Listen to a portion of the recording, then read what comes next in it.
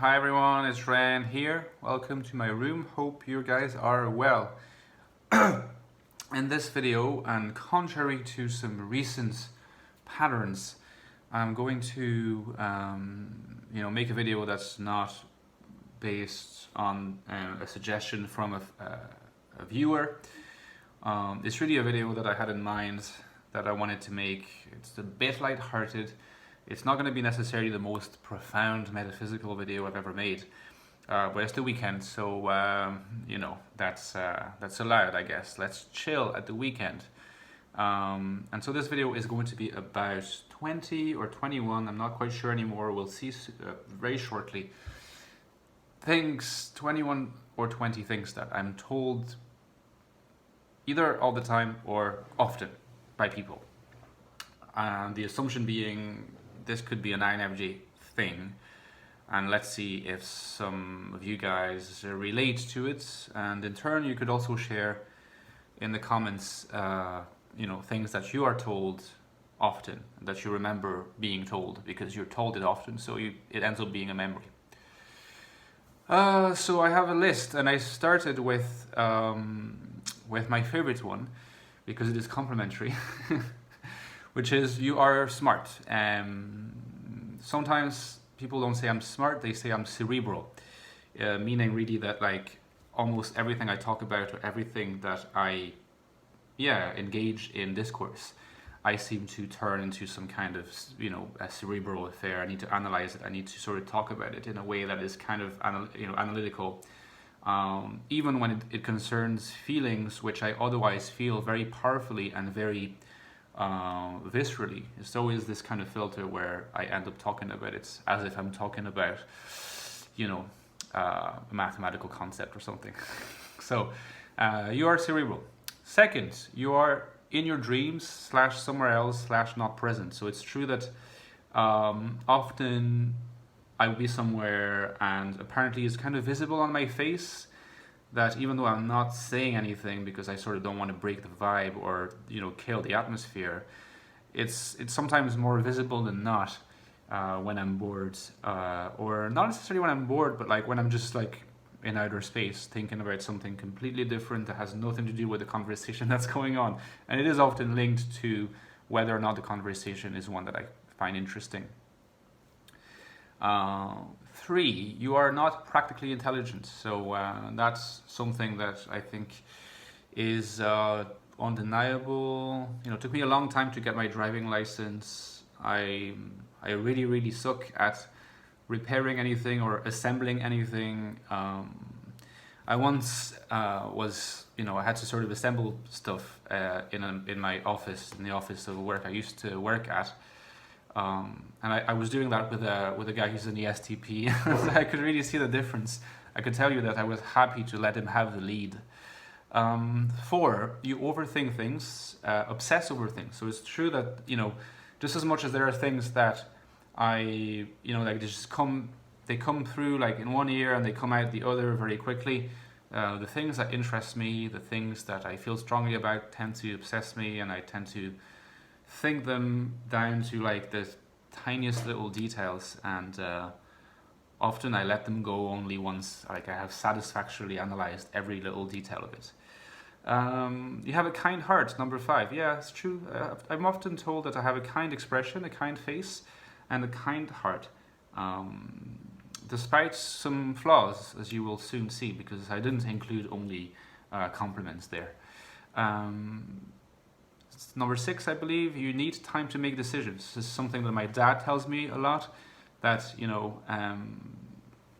even when he shows up at the house or whatever, like I'm upstairs and I'm just doing something, it takes me more time than he would like, for it to take me to just come downstairs and be like, hey dad, how are you doing? And in general, I just process a lot of things. For my dad, this is a sign of like being an introvert, and an analytical kind of introvert.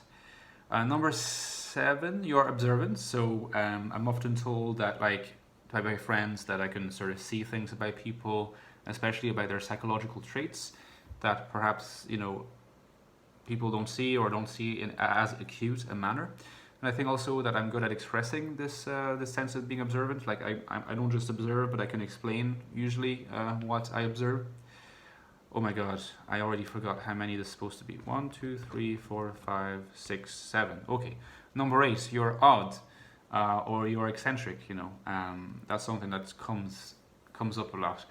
Not necessarily by people who don't know me and who judge me, but like by people, even friends sometimes, who they're a bit drunk or they're feeling a bit like teasing or whatever. They'd often be like, oh yeah, you're a bit eccentric. Fair enough.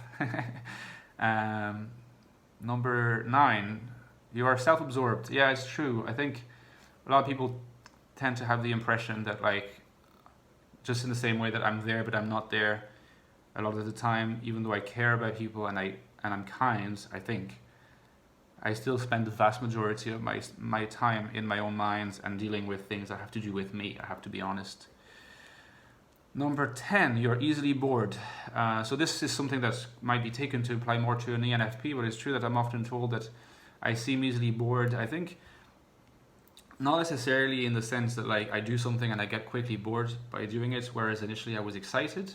Although I think this can happen, especially at work. But I think that maybe this is linked to being intelligent, assuming that I am. And I think that, presumably I have an IQ that apparently, is high to qualify as intelligence, high enough. So I guess this is connected. Anyone that has a high IQ, I'm sure, is used to this phenomenon of getting quickly bored. But also, I'm easily bored in the sense that I'm not easily not bored. So for a topic to be interesting to me, it needs to have something that's like not superficial. It needs to have some depth, and otherwise it's just hard for me to engage. And I may not express it, but I will look bored. So, I'm not sure exactly how many let's just say that it's 21 things I'm told. Okay. So the next one is you look or you are preoccupied, you are a worrier. It's true that it's because I have all these thoughts and I'm not necessarily good at hiding on my, like on my face that I have these thoughts. I think that a lot of these thoughts, unfortunately, are not like necessarily positive. I'm trying to sort out things. Sometimes it's a philosophical conundrum. Sometimes it's just a romantic conundrum. Sometimes it's something to do with, whatever. It could be anything. But I often have this preoccupied look. I think, sometimes I've read sometimes online that J-types have a resting bitch face, RBF. And that was the occasion of me, learning what this means. And I think that for me, it's like a preoccupied kind of face. Oh yeah, okay, so I'll move there. So things that are, a little bit less complimentary. You are pretentious. Yeah, I'm often told I'm pretentious, and I think this is because, of my interests, philosophical interests. They're kind of highbrow interests, let's say, and that I have these pretensions, let's say, of writing philosophy and trying to publish it.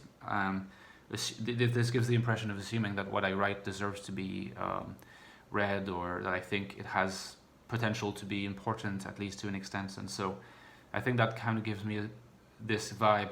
I think also just the language I speak, I speak in a language that's kind of a little bit, maybe not formal, but I use certain words, and in Geneva, like, people would laugh about the fact I don't always understand the words I use, and so sometimes I think that can come across as a bit pretentious. And I think I do have a vague, I don't know if I'm guilty of it or if it's just a fact, but I have elitist-ish tastes in film and music, and I'm not like, I wouldn't consider myself a normie. You are funny. Yeah, I think that, like, there are people who don't get my humor, or people who are not amused by it. I think maybe in order to appreciate it, you kind of need to be a bit odd yourself. But there are a lot of people, and I think a lot of N-types, to be honest, that I make them laugh quite a bit with my remarks. Sometimes it takes them aback, sometimes it doesn't. It can be quite free associative. Again, maybe a little bit like an ENFP when I'm in good form.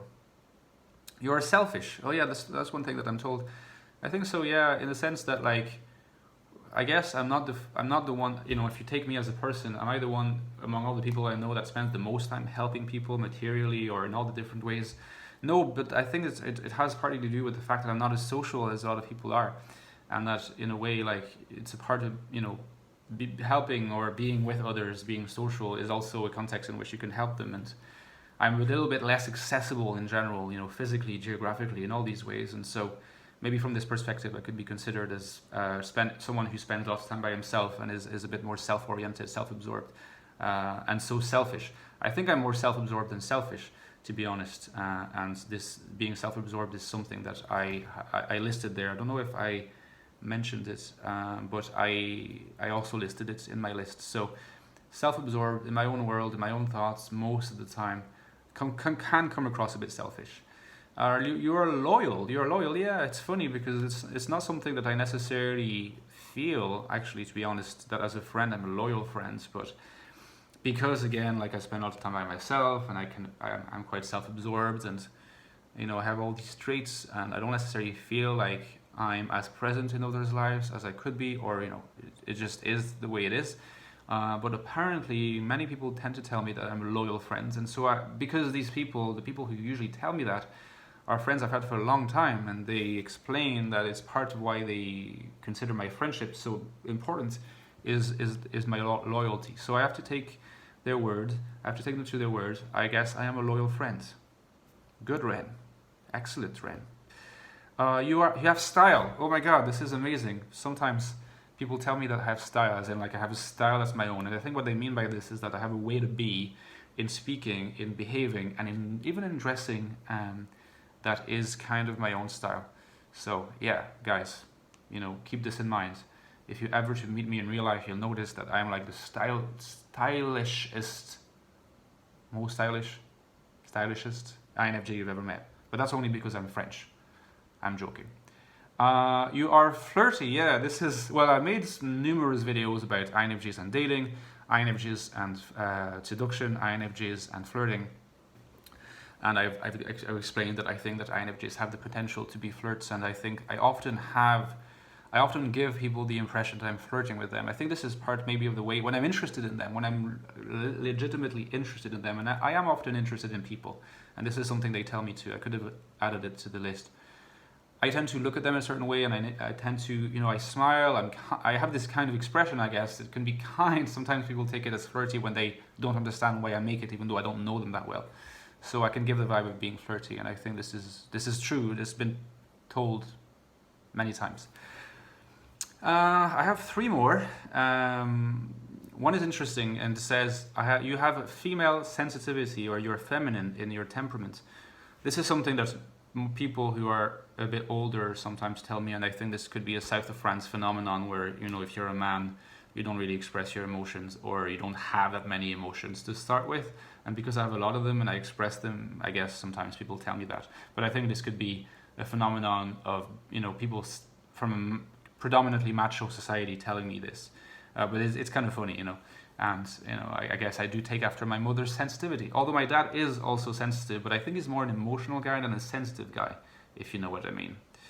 You are naive. Well, I think that, I could come across as naive just in the sense that I'm like this very head in the clouds kind of cerebral person who doesn't have a lot of practical intelligence. And so sometimes in matter-of-fact situations or practical situations, I feel like I could come across as if I don't really know what I'm doing or why I'm there.